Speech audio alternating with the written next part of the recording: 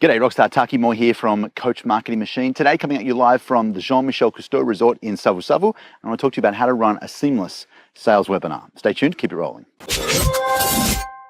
Hey dude, so here we are. Like I said, we're at the Jean-Michel Cousteau Resort here in Fiji, in Savu. Second last day here for 10 days with the family on a kind of 6 or 7 week getaway. This is kind of part 2 of our 1, 2, 3, 4 stop trip, having a good time.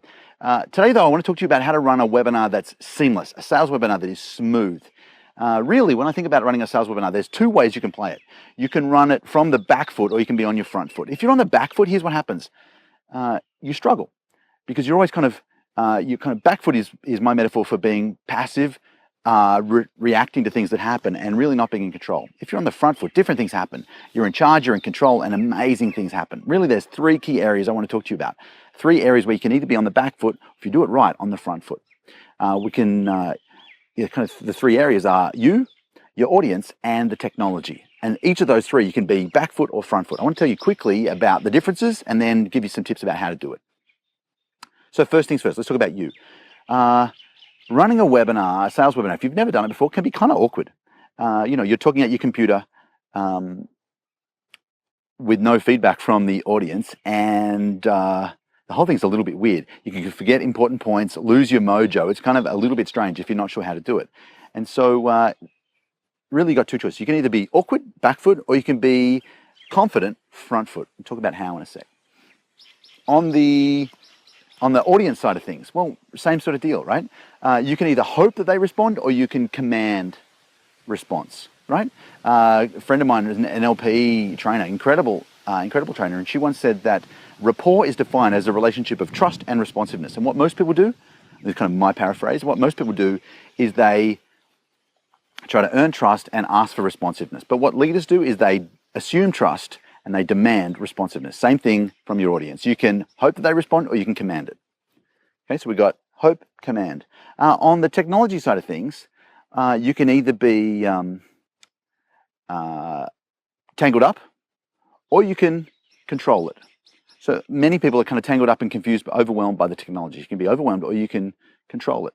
And when you're in control, you can use all of the tools literally as tools at your command to do what you like. Let me give you 3 tips right now for running a seamless sales webinar.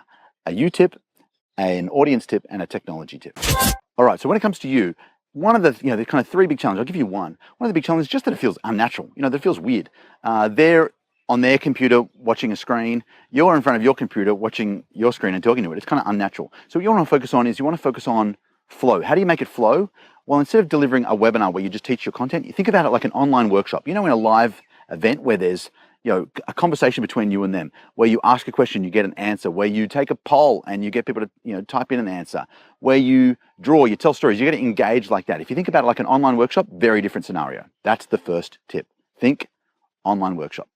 From the audience point of view, one of the big challenges is that you teach great content and they get it intellectually, but they don't feel it emotionally. And so what you've got to focus on, if that's the frustration, the focus rather, is personalization. How do you do that? You ask a stretch question. At the end of teaching a piece of content, you've got to ask a question that has them think about, and firstly think and then feel the gap between where they are and where they want to be. Make sense? Third thing, let's talk about technology for a second. One of the challenges people have is they either lose track of the chat, and if you're doing this session well, it's going to be really interactive, lose track of the chat, or somehow the technology gets the better of them. Here's the deal. Focus on partnership, and the strategy is really simple. Get a wingman, someone who can be on the webinar with you live, who can manage the technology so you can just show up and rock their world. Cool? So that's 3 focuses, 3 tips around how to run a seamless sales webinar. So one of the things that we focus on in the $1 Million Coach webinar or the $1 Million Coach intensive live event is how to run a webinar that rocks hard and converts like crazy. If you like this, check both of those 2 things out. I think they really help. Listen, that's this week's Coach Marketing tip. How to run a seamless sales webinar. If you liked it, click the like button. Leave me a comment below. What's the number 1 question you've got around running a sales webinar? Have you done one before? Or have you not? Where are you stuck? Let me help. Let's continue the conversation down in the comments. Take good care. I'll talk to you soon.